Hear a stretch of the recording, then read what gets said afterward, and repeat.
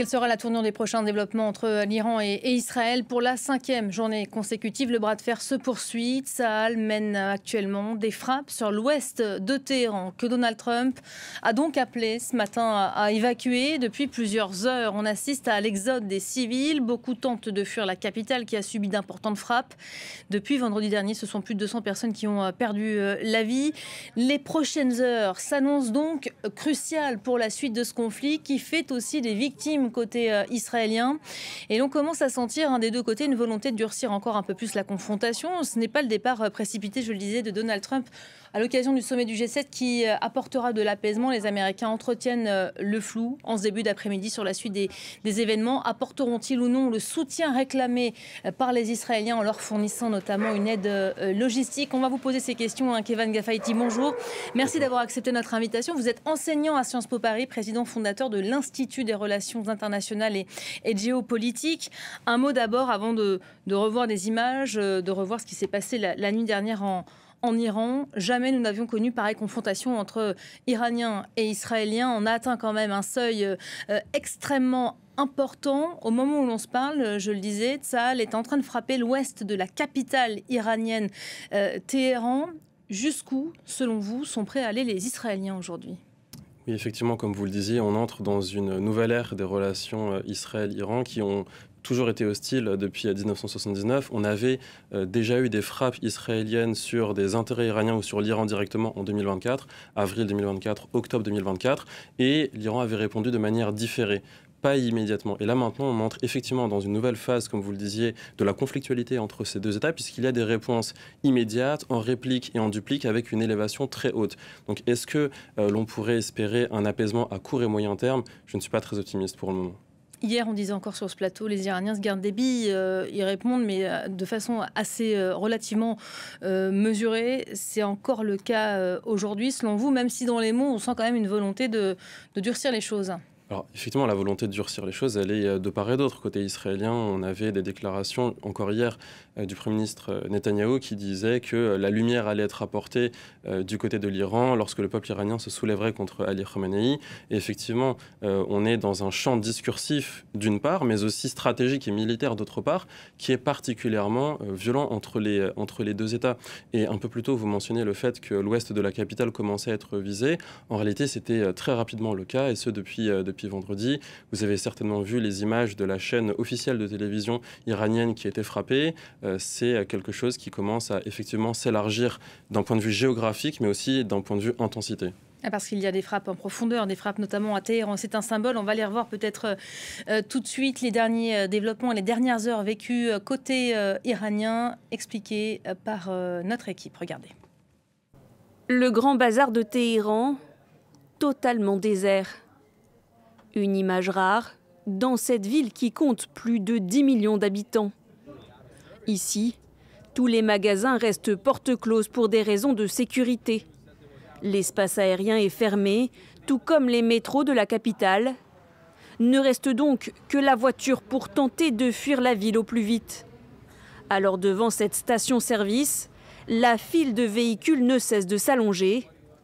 Certains n'ont d'autre choix que de rester et de s'abriter comme ils le peuvent.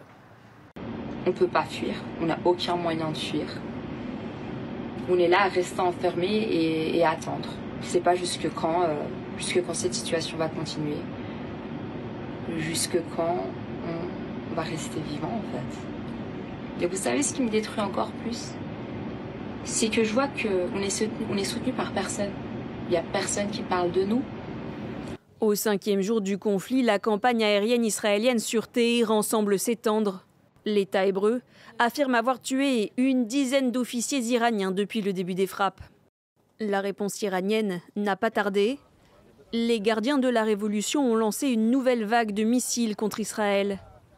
Ici à Tel Aviv, les habitants se cachent dans des parkings ou des abris souterrains pour tenter d'échapper aux bombes incessantes. Notre voisin a été tué tôt ce matin. Non, il n'a pas été simplement tué, il a été assassiné par l'attaque iranienne. C'était une matinée terrifiante. Nous avons couru vers les abris et c'est ce qui nous a sauvé la vie. Des deux côtés, l'escalade semble inévitable, mais pour Benyamin Netanyahou, Seule la mort de l'ayatollah Khamenei mettra fin au bombardement.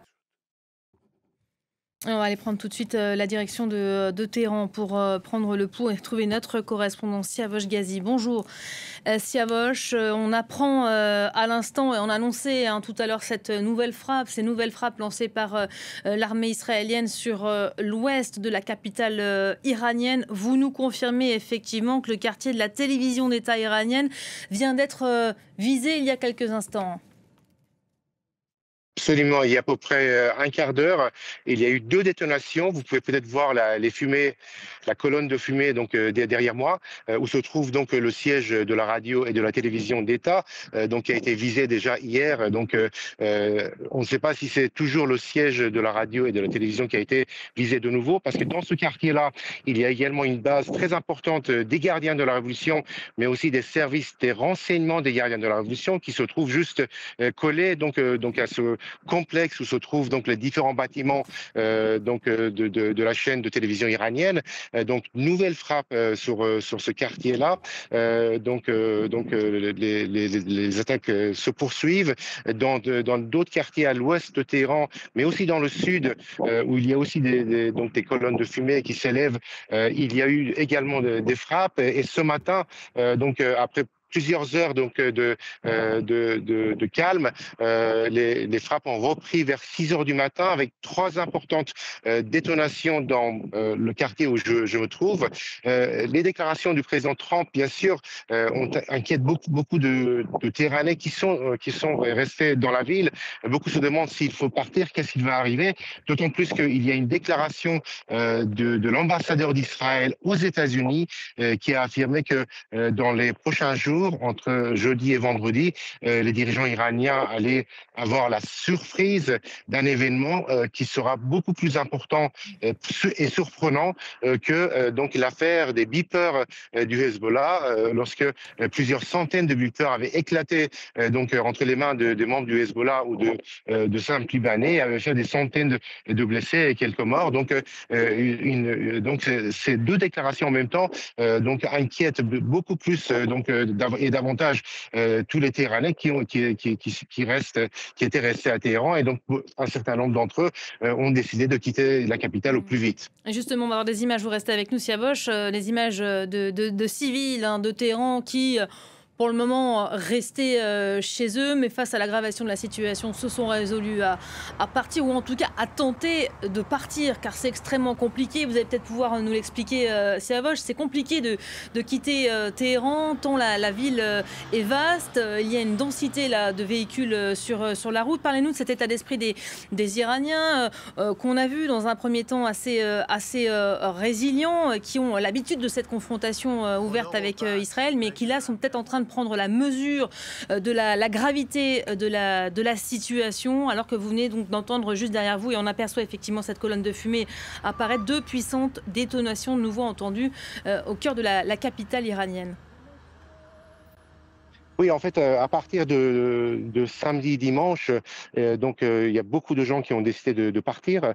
Ce qui a provoqué d'énormes embouteillages. On a vu les images. Beaucoup de gens sont partis vers la mer Caspienne, qui est une destination habituelle des Téhéranais, qui est située à 3 heures de route. Certains ont mis 18 heures pour arriver sur place. Certains ont dû repousser chemin tellement il y avait d'embouteillages sur la route. Et puis, une fois sur la route, il faut avoir de l'essence, faire le plein de l'essence. Et à chaque fois, il y a des files d'attente de plusieurs centaines de mètres. Avec beaucoup d'attentes.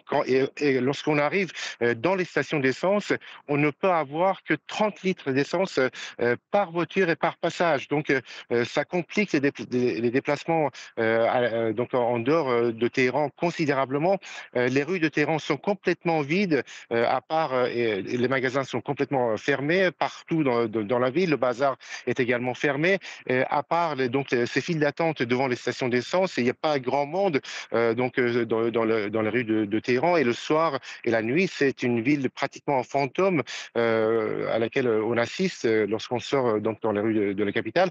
Et alors, autre problème, c'est que toute cette population, puisque la capitale iranienne et ses environs comptent plus de 10 millions, 12 millions d'habitants, et donc si une partie, plusieurs millions de personnes se déplacent en province, cela crée des problèmes sur place, notamment par exemple pour la distribution de l'essence, pour la distribution de la farine, pour les boulangeries, et donc des problèmes très compliqués lorsque tous ces gens-là arrivent à destination et donc se trouvent donc avec une population beaucoup plus importante que ce qui est prévu, parce que la farine, par exemple, ou l'essence sont deux produits qui sont subventionnés et sont distribués par le gouvernement donc dans les différentes régions. Et lorsque la population d'une zone est multipliée par 5 ou 10, cela crée encore des problèmes énormes pour la gestion des affaires de ces zones.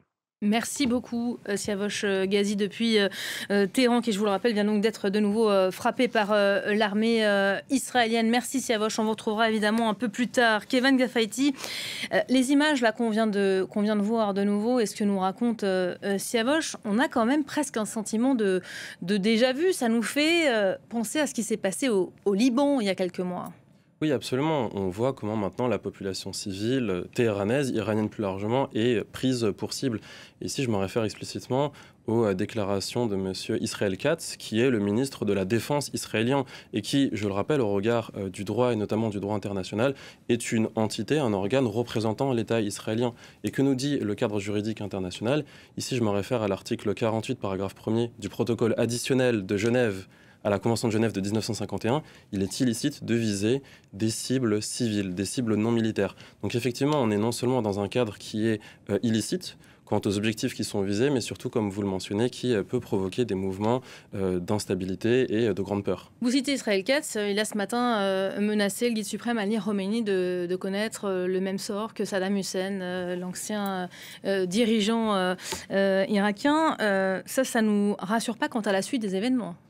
Écoutez, effectivement aussi, il y avait encore une fois une déclaration du Premier ministre israélien Benjamin Netanyahou qui assurait que la disparition du guide suprême donc de la révolution de la République islamique, Ali Khamenei, réglerait le problème, réglerait les hostilités, pour reprendre ces thèmes.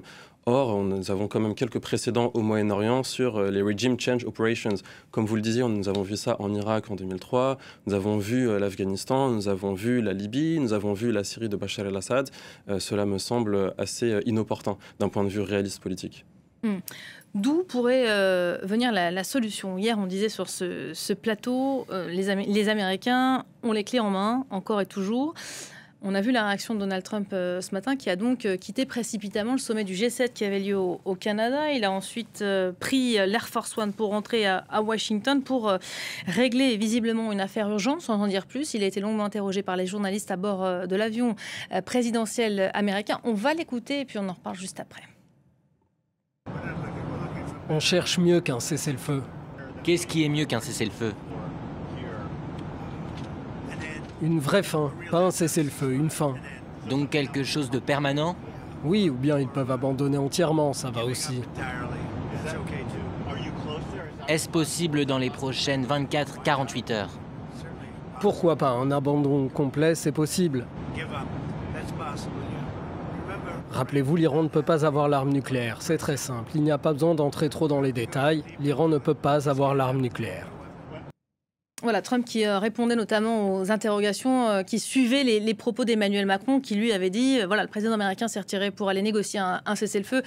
Il s'est fait tacler au passage par le chef de la Maison-Blanche qui a dit Macron n'a rien compris. Moi, je vais faire bien mieux qu'un cessez-le-feu. Mais là, il entretient le flou et le doute là, quand il répond à la presse. Oui, complètement. Déjà, à titre de rappel, la position américaine est particulièrement inconfortable pour le président américain puisqu'il est assis entre deux chaises.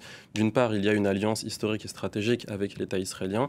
Et d'autre part, vous le savez, depuis janvier, Washington négociait directement en bilatéral avec Téhéran pour encadrer le programme nucléaire iranien. Et maintenant, alors, le président américain venait de nous le dire, venait de le montrer, qu'il pourrait régler ce problème in 24 hours.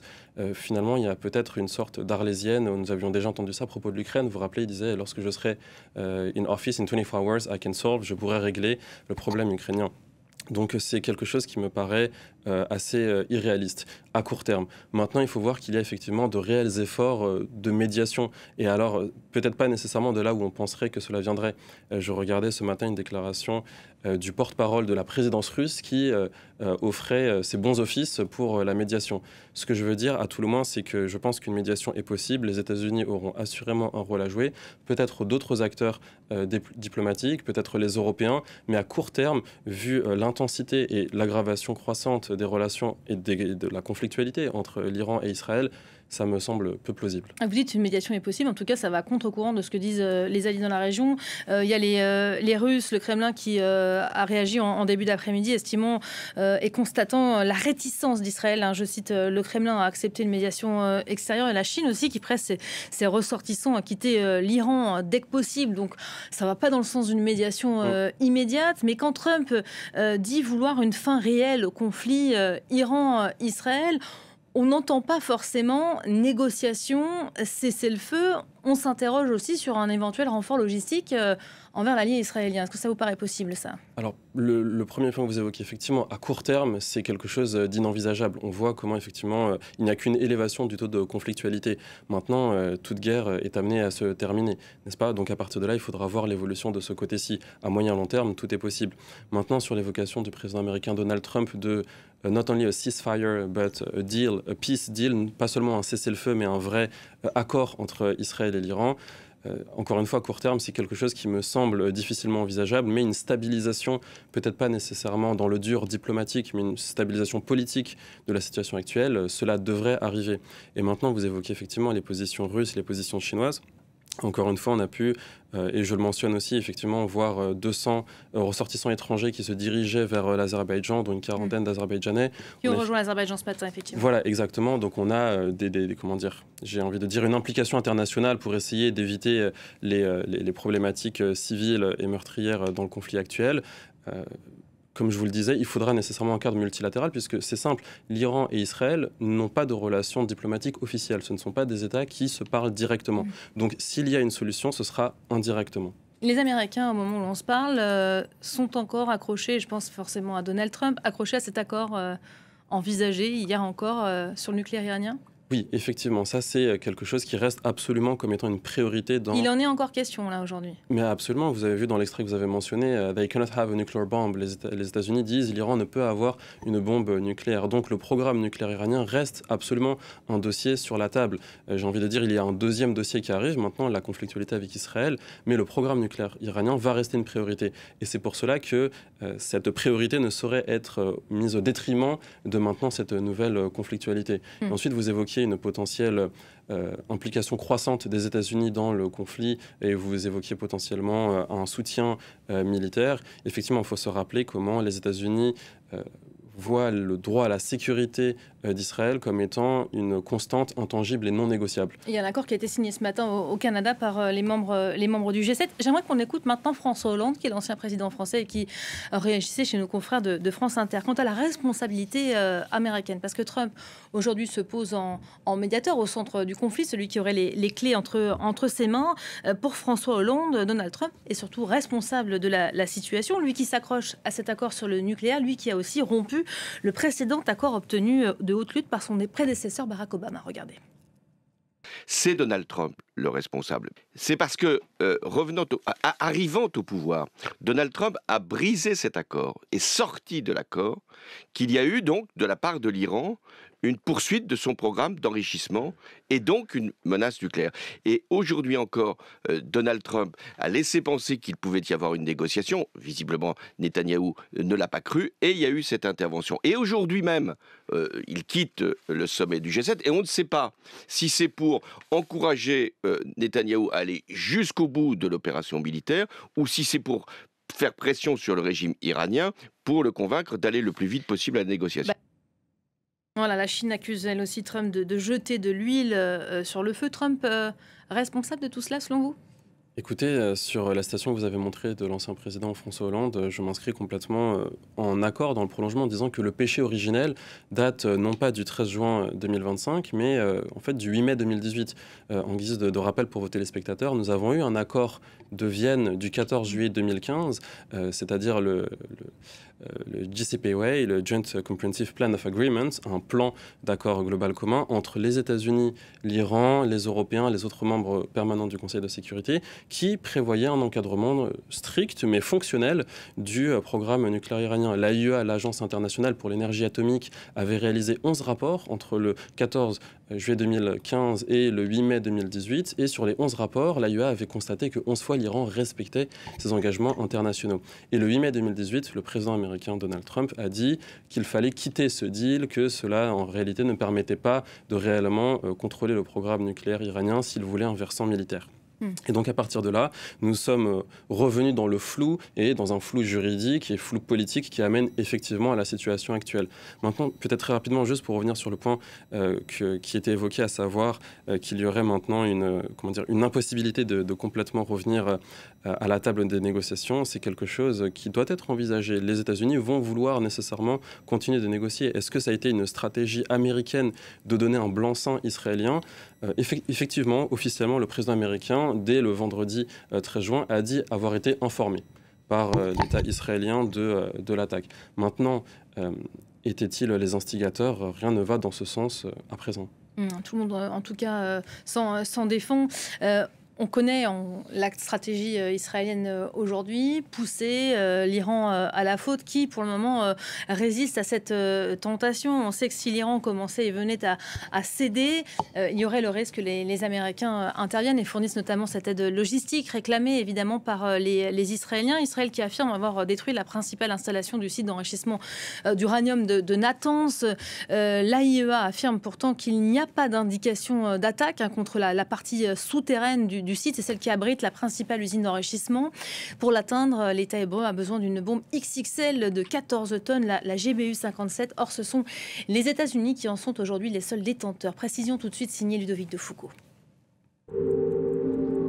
13 avril 2017, au-dessus d'Achen en Afghanistan, une cible talibane. Depuis le cockpit d'un bombardier américain, l'impact d'une bombe dite Bunker Buster, destructrice de bunkers. Il s'agit de la GBU 43, surnommée la mère de toutes les bombes. La voici sur des images de l'armée américaine lors d'un exercice en Floride en 2003.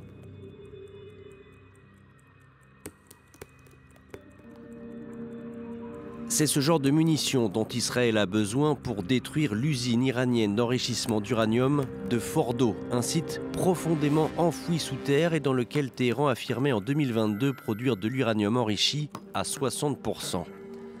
Pour faire disparaître ce site ultra protégé dans la montagne, Israël devrait utiliser la bombe anti-bunker GBU 57, lourde de 14 tonnes, que seuls les États-Unis possèdent. Une munition fabriquée par Boeing dans les années qui ont suivi la guerre d'Irak en 2003. Plus de 6 mètres de long, capable de percer une épaisseur de 60 mètres de granit et d'acier avant d'exploser sous terre et non au moment de l'impact. Problème pour Israël, le projectile est si imposant qu'il ne peut être chargé sur ses propres avions de combat. Seuls les bombardiers américains B-2 peuvent à ce jour le transporter.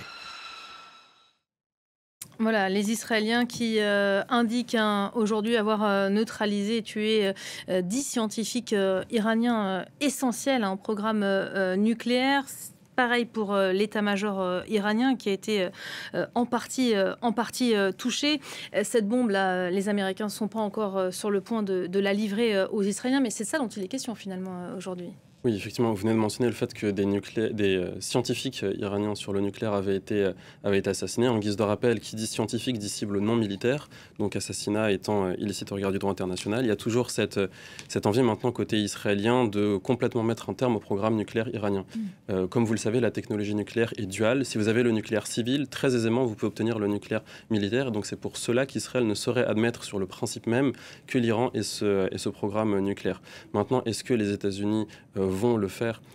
Écoutez, je ne suis pas le décisionnaire de ce genre de décision stratégique. Maintenant, ce que je peux vous dire, c'est que les États-Unis ont explicitement rappelé qu'ils étaient prêts à toute éventualité pour défendre leurs intérêts dans la région.